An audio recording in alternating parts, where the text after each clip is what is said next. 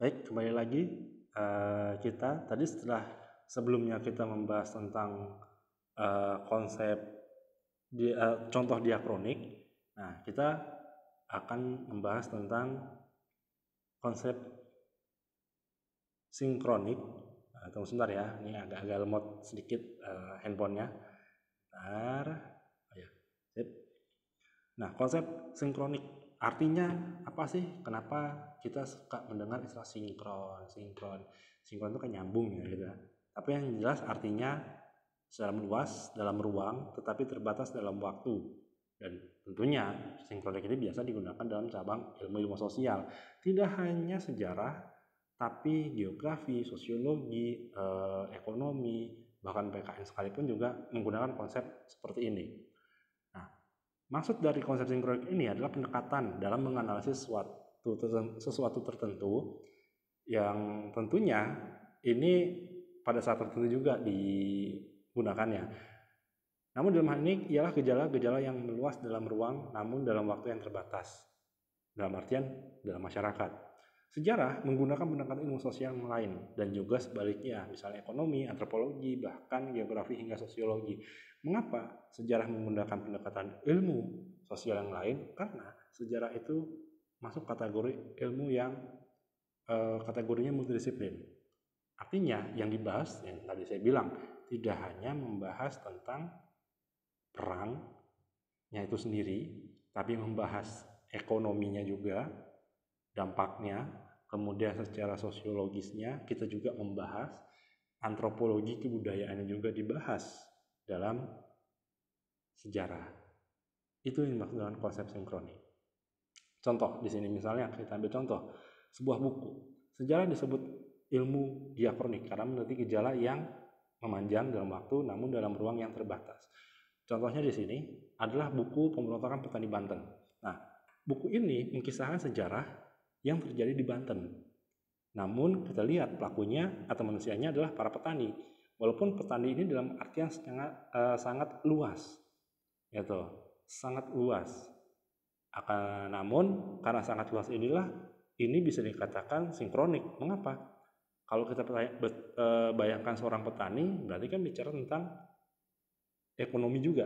Bagaimana petani ini kenapa memberontak? Oh, mungkin karena kegiatan ekonomi mereka terganggu.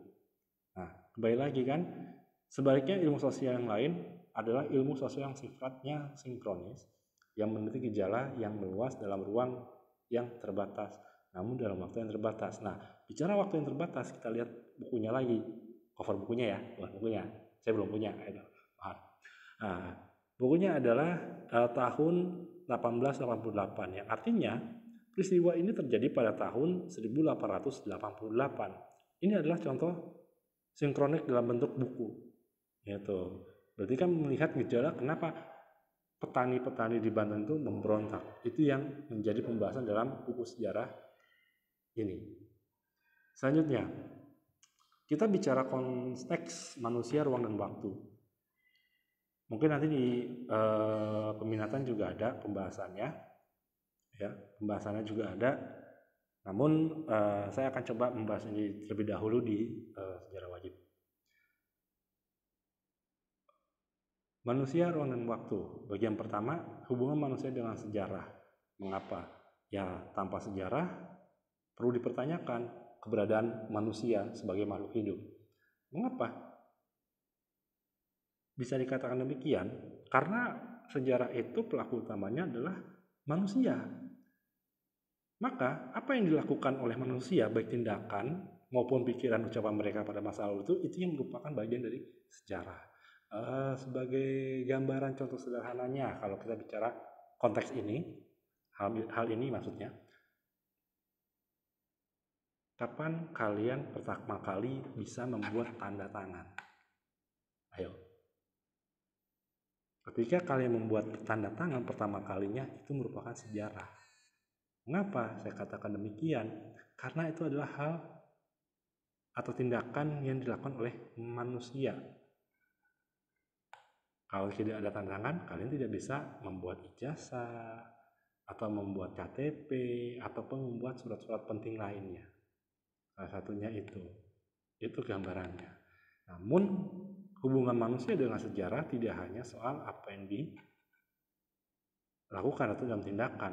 Ingatan manusia memiliki peranan penting dalam menggali pengalaman yang pernah dialami.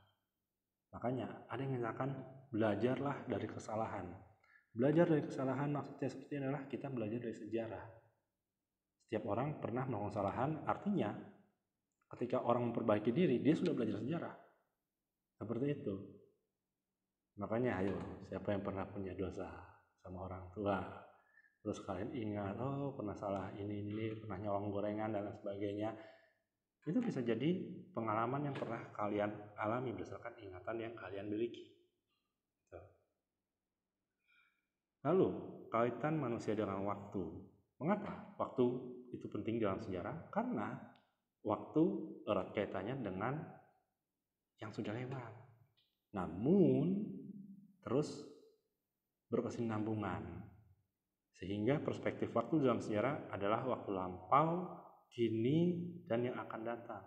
Jadi, apa yang kita lakukan hari ini, lewat 1 detik, itu sudah dianggap sudah lewat, atau sejarah. Kemudian akan memberikan dampak, Pak? Iya, memberikan dampak. Dampak terhadap apa yang telah kalian lakukan. Seperti itu. Kemudian, manusia adalah pelaku, ya. Seperti yang saya sudah singgung di slide sebelumnya, manusia adalah pelaku. Hanya manusia yang memiliki sejarah.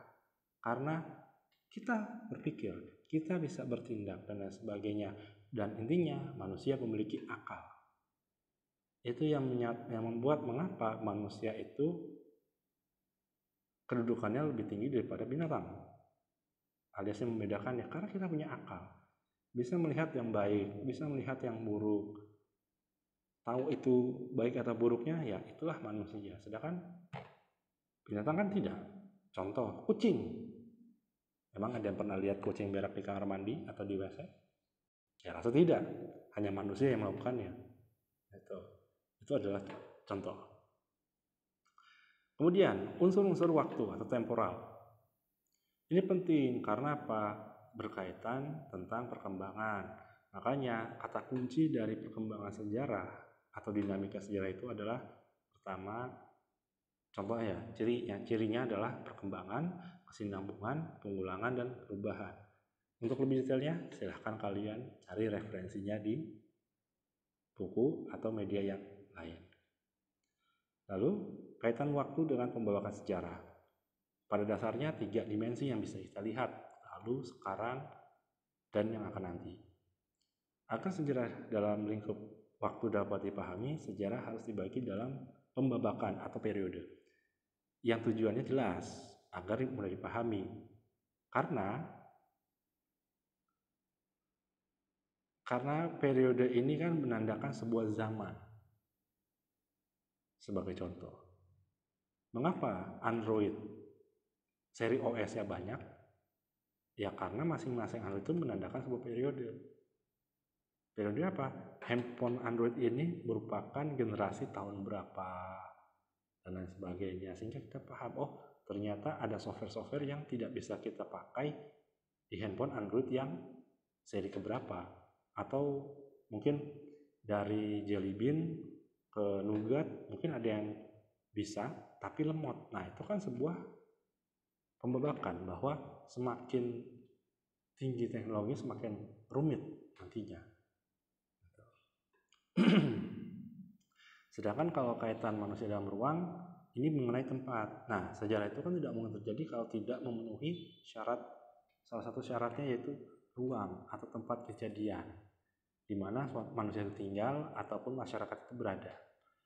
Perbedaan tempat atau geografis di mana suatu peristiwa terjadi juga bisa menjadi pembeda dari peristiwa sejarah itu sendiri. Misalnya,